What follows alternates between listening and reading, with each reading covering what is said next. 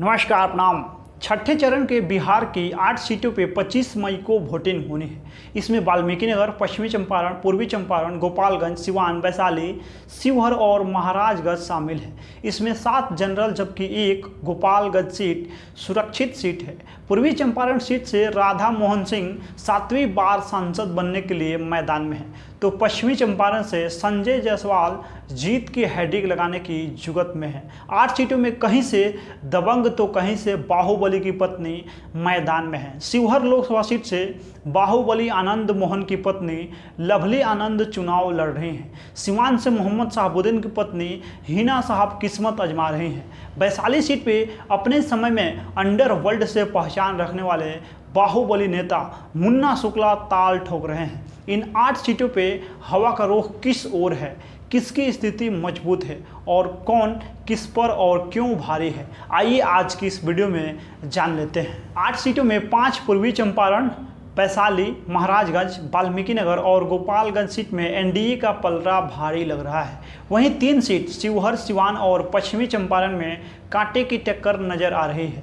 शिवहर में माहौल तो लवली आनंद की तरफ है, लेकिन वैसे वोटर एकजुट हुए तो आरजेडी कैंडिडेट रितु जायसवाल भी बाजी मार सकते हैं। सिवान की करे तो यहाँ त्रिकोणीय मुकाबला है। हिना साहब के निर्दलीय चुनाव लड़ने से एनडीए इंडी गठबंधन का समीकरण बिगड़ रहा है। एक्सपर्ट की माने तो हिना साहब और एनडीए में टफ फाइट है। पश्चिमी चंपारण में संजय जायसवाल को लेकर एंटी इनकम्बेंसी है, जिसका फायदा कांग्रेस के मदन मोहन तिवारी को हो सकता है।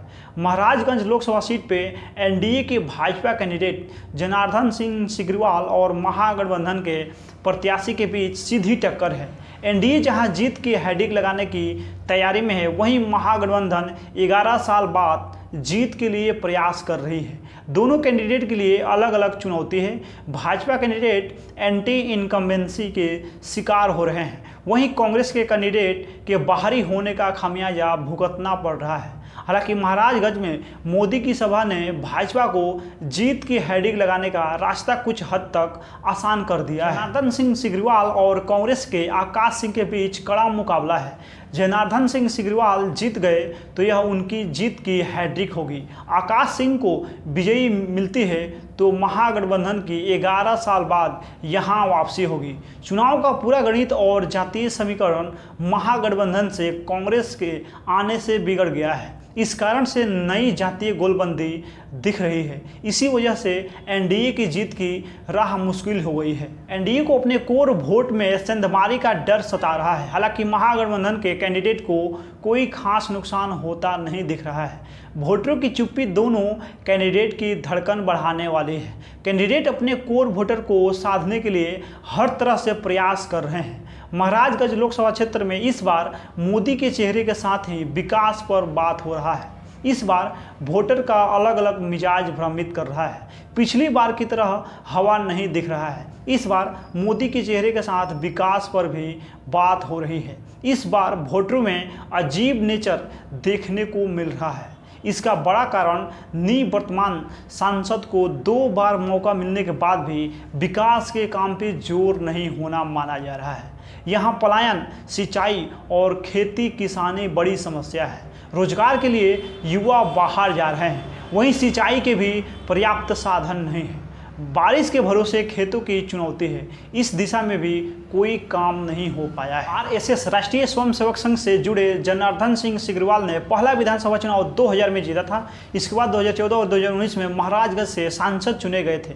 इस बार उनकी नज़र हैट्रिक पे है। बात आकाश सिंह की करे तो वह बिहार कांग्रेस के अध्यक्ष अखिलेश सिंह के बेटे हैं। आकाश सिंह 2019 में वह आरएलएसपी के टिकट पे पूर्वी चंपारण से चुनाव मैदान में उतरे थे, लेकिन भाजपा के राधा मोहन सिंह ने उन्हें पटकनी दे दी थी।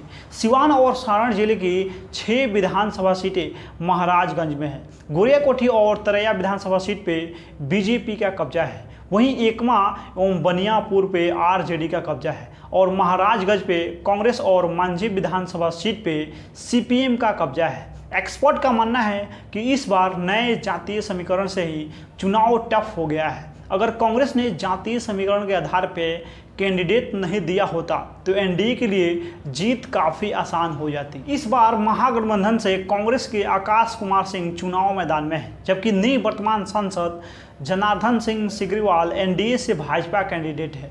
जहां तक जातीय समीकरण की बात है तो यहां फॉरवर्ड क्लास दोनों कैंडिडेट के खेमे में बटा हुआ है। आकाश सिंह टक्कर तो दे रहे हैं, इसमें कहीं से दो राय नहीं है। इसके बावजूद मोदी फैक्टर और जातीय समीकरण के आधार पर उम्मीद यही है कि सिग्रीवाल चुनाव फाइट कर जाएंगे।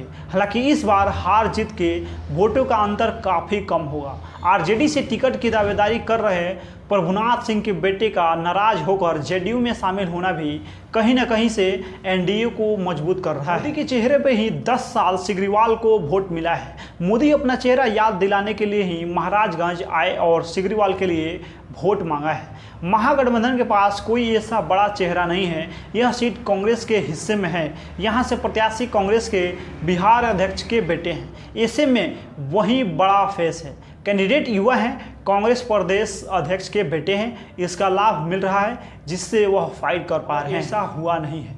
गोपालगंज की जनता अपने सांसद से नाराज दिखती है। आरोप है कि वो क्षेत्र में एक्टिव ही नहीं रह रहे हैं। बाढ़ की समस्या से निजात दिलाने के लिए कोई कदम नहीं उठाया है उन्होंने। दिल्ली समेत दूसरे शहर जाने के लिए सीधी ट्रेनें की सुविधा दिलाने में असफल रहे। मेडिकल कॉलेज बनवाने के लिए आवाज़ नहीं उठाई। जिले में शिक्षा व्यवस्था को दुरुस्त करवाने में भी कोई रोल नहीं निभाया। एक बार सबिया एयरपोर्ट को चालू कराने के लिए आवाज़ उठाकर और फिर से चुप। लोकसभा क्षेत्र में विकास के कई मुद्दे हैं जिन पर जनता को लगता है कि सांसद को काम करना चाहिए था, मगर उन्होंने काम किया नहीं। बावजूद इसके जदयू ने 2014 के इस चुनाव में भी डॉक्टर आलोक कुमार सुमन को ही लोकसभा का टिकट दे दिया। वो दूसरी बार सांसद बनने के लिए चुनावी मैदान में उतर गए हैं। इस बार इनका मुकाबला इंडिया गठबंधन में शामिल वीआईपी की टिकट पे पहली बार लोकसभा का चुनाव लड़ रहे उम्मीदवार प्रेमनाथ चंचल उर्फ चंदन पासवान से है। क्षेत्र के लोग और एक्सपर्ट स्पष्ट तौर पे कह रहे हैं कि विपक्ष ने गोपालगंज के मैदान में एक कमज़ोर उम्मीदवार को उतारा है। इन्हें आम लोग सही तरीके से जानते भी नहीं हैं। अब इसका फ़ायदा सीधे तौर पे जदयू के उम्मीदवार को मिल सकता है। हालांकि विकास के स्थानीय मुद्दे यहाँ पे भी गायब है। प्रधानमंत्री नरेंद्र मोदी के नाम पे फैक्टर भी यहाँ काम कर रहा है। राम मंदिर और हिंदुत्व गोपालगंज में मुद्दा नहीं बन पाया है। यहाँ हवा का रुख जदयू उम्मीदवार की ओर है। गोपालगंज को विपक्ष की ओर से उम्मीदवार सही नहीं मिला है। इस कारण जदयू के उम्मीदवार का पलड़ा भारी है। हालांकि पूरे 5 साल सांसद ने यहाँ काम नहीं किया है। क्षेत्र की जनता के साथ भी उनका कोई मोल जोल नहीं रहा है। अगर विपक्ष में तगड़ा उम्मीदवार होता तो इनकी हार होती। साथ ही भाजपा का साथ उन्हें नहीं मिला होता तो भी वो हार जाते। वैसे देश में एनडीए की ओर हवा का रुख है। लोगों का रुझान भी इसी ओर है। वहीं स्थानीय स्तर पर देखें तो उम्मीदवार के प्रति लोग नकारात्मक हैं। राजद के जिलाध्यक्ष दिलीप कुमार सिंह का दावा है कि उनके गठबंधन के उम्मीदवार प्रेमनाथ चंचल गोपालगंज से चुनाव जीत रहे हैं क्योंकि उनके उम्मीदवार को सभी जाति, धर्म और समुदाय के लोगों का समर्थन मिल रहा है। वो एक मिलनसार और सभी वर्ग के लोगों के बीच रहने वाले व्यक्ति हैं। हर तबके के लोगों से उनका सामाजिक सरोकार रहा है, इसलिए हवा का रुख इनके ओर ही है। गोपालगंज की जनता इन्हें इंडिया में इंडियन गठबंधन की सरकार बनाने के लिए वोट करेगी। प्रेमनाथ ने यहाँ की जनता से वादा किया है कि वो चुनाव जीतने के बाद भी उनके बीच में ही रहेंगे, मूलभूत समस्याओं को ठीक करेंगे। लंबी दूरी ट्रेनों का नहीं होना यहाँ के लिए सबसे बड़ी समस्या है। 2019 में यहाँ के लोगों ने प्रधानमंत्री नरेंद्र मोदी और मुख्यमंत्री नीतीश कुमार पे भरोसा जताया था। यही कारण है कि उम्मीदवार डॉक्टर आलोक कुमार सुमन भारी मतों से चुनाव जीते थे और सांसद बने थे।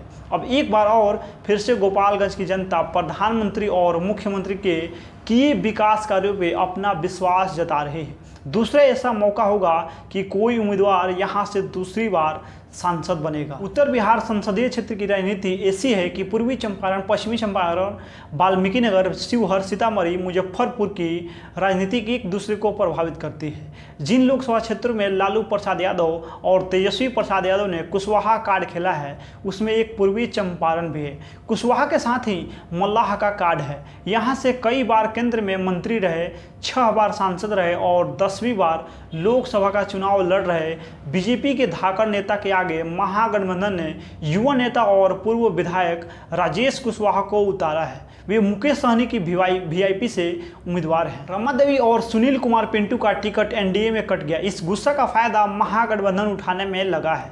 वैसे बीजेपी को वोट करते हैं, लेकिन इस बार इस वोट बैंक को तोड़ने की कोशिश की रणनीति बनाई गई है। पूर्वी चंपारण में वैश्यों का वोट बैंक सबसे बड़ा यानी 4 लाख के आसपास है। राजेश कुशवाहा को यादव और मुसलमानों का सॉलिड वोट मिल रहा है। यह वोट बैंक 4 लाख के लगभग है। कुशवाहा तो महागठबंधन को वोट कर ही रहे हैं। भूमिहार और राजपूत बीजेपी यानी राधा मोहन सिंह को वोट कर रहे हैं। भूमिहारों की नाराजगी थोड़ी रहती है, लेकिन वे लालू प्रसाद यादव वाले महागठबंधन के साथ नहीं जा सकते। यहाँ राधा मोहन सिंह ने नरेंद्र मोदी के पीएम बनने के बाद काफ़ी विकास का काम करवाया है। मोतिहारी रेलवे स्टेशन, बापू धाम, चरखा पार्क, महात्मा गांधी सत्याग्रह स्मारक यहाँ दिखता है। यहाँ केंद्रीय विश्वविद्यालय, कृषि अनुसंधान केंद्र, मदर डेयरी भी है, लेकिन न तो बंद पड़ी चीनी मिल खुली और न ही मेडिकल कॉलेज अब तक बना। लीची और आम यहाँ खूब है, पर उससे जुड़े उद्योग नहीं है।